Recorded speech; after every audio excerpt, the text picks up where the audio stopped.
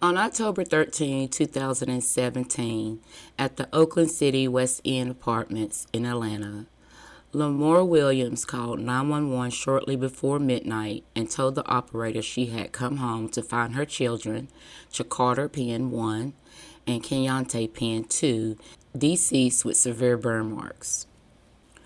Lamora told the operator that when she came home from work, the stove was lying on her youngest son's head and that her other son was laid out on the floor with his brains out.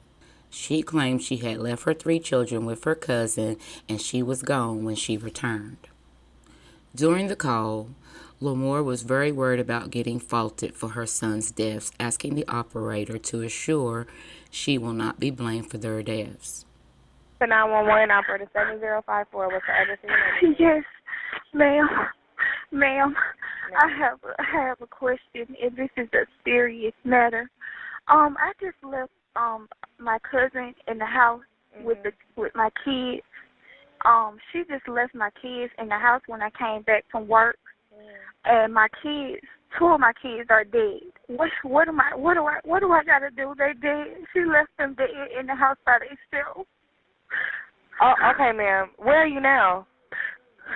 I'm in my house. She left my door open. My baby boy, my oldest baby boy, is the only one that's here, the only one that's alive. She left them in the house by themselves. She left them in here, and they knocked the stove on.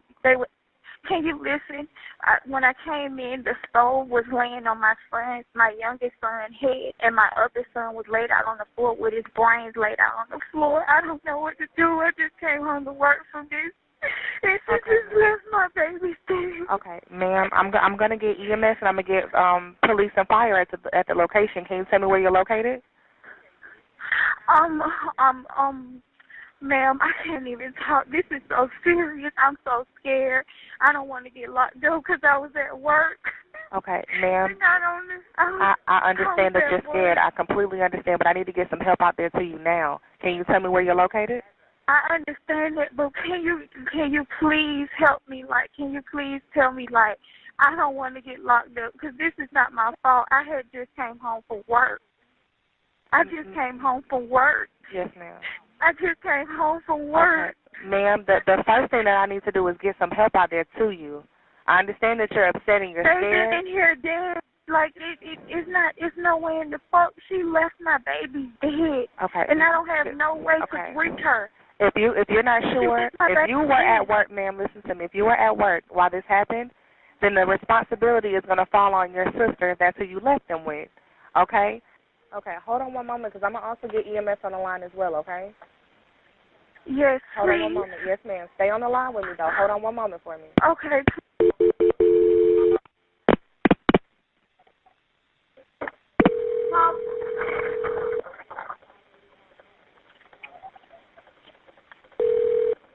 Okay, tell me exactly what happened. When I just came home from work, my babies was stuck in the stove dead, and I just came home from work. My cousin was babysitting my kids and left my kids dead in my house. Ain't no telling how long they've been in this house. All right, wait. So is your son, is he obviously dead? Is he breathing at all? Can you tell me? He's dead. He's burnt. Both of my children are dead. Their head is burnt. Their skull is laying on this floor. The stove is, one of my babies is stuck. The stove is pulled over and everything. All right, Elena, can we get PD started to this location? I'm operator 839. Yes, we have PD and fire already en route to that location. All right, thank you so much. Please, hurry up, please. All right, ma'am. I'm en route, okay? We're en route. Okay, thank you so much. All right. Also on the phone with 911 was Jamil Penn, the boy's father. He told dispatchers Lamora had video called him while he was at work, showing him the lifeless bodies of his sons. Atlanta 911, operator 3809. Atlanta, this is Douglas County with a transfer. Go ahead, Jamil. Hey, I just received a call from my child's mother that 2 of my youngest 2 dead babies, my sons are dead in an apartment. Okay, there's a lot of background noise. There what in an apartment, sir? I just received a call that 2 of my kids are dead inside of an apartment. Okay, did she call 911? What's the address? No, she didn't call 911. She called me and she video called me and showed me this, and I seen it. What's the address? And I really think they are really dead. What's your name, sir? My name is Jamil Penn. Okay. I want to know if they actually. I want to know if they actually dead. Please give me a call. Please give me a call back as soon as possible. Okay, we'll get a unit out there to check it out. Okay. I'm sorry? We'll get an officer out there to check it out. Okay. All right. All right. A real horror movie. I mean, it was a Friday the 13th. Jamil Penn told me Williams video called him the gruesome scene. When I seen my kid, how I seen my kid, that's when I knew what was going on. This picture shows an oven taken from the apartment. Police say Jakarta and Keontae had obvious injuries, including burns. Jamil, who hadn't seen his sons for a month prior, and Lamora had separated 3 months prior due to the tension in their relationship. Jamil still helped take care of the kids both financially and physically after the breakup. He was a good father who deeply loved his sons. Lamora didn't only call the boy's father, she also called a friend after the deaths. When the friend asked what was wrong, she allegedly responded, "I can't do it anymore." Investigators suspected the children might have been dead for days by the time they were placed in the oven. Neighbors said the apartment smelled like death. Police suspect Lamora put the kids in the oven to conceal the actual method of murder. Her 3-year-old, Jamil Penn Jr., who saw his mother allegedly kill his brothers, was also in the home. He was unharmed. Lamora was a slow learner and has suffered from mental illness since birth. Her mother stated that she would torture her dolls by removing their heads and would frequently practice self-harming or even cut her sister. She was known to consistently leave her boys home alone. Things got worse and worse over time after her father, who was her everything, was found deceased in 2014. Without him, she felt she had lost everything. I just came from the jailhouse to let them know to put her on suicide watch because she's going to kill herself. Brenda Williams is Lamora Williams' mother. She told me Lamora has struggled with mental health issues her whole life. Lamora's sister, Tabitha Hollingsworth, believes the deaths of her nephews could have been prevented. Tabitha stated that Lamora battled with mental illness most of her life, and it became more and more serious in recent years.